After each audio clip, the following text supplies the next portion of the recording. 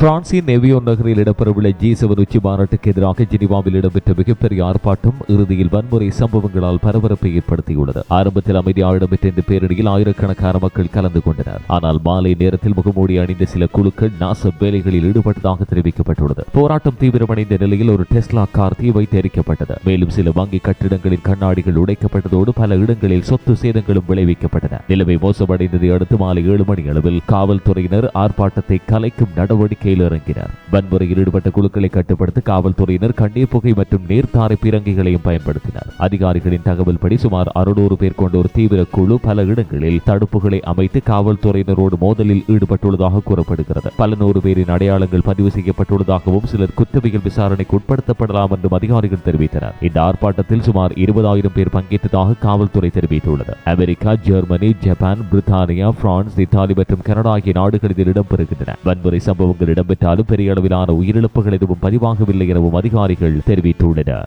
இது தொடர்பான விரிவான செய்திகளுக்கும் மேலும் பல செய்திகளையும் பார்வையிட சுவிஸ் தமிழ் டிவி யூடியூப் சேனலை நாடுவதோடு மறக்காமல் சப்ஸ்கிரைப் செய்யுங்கள்.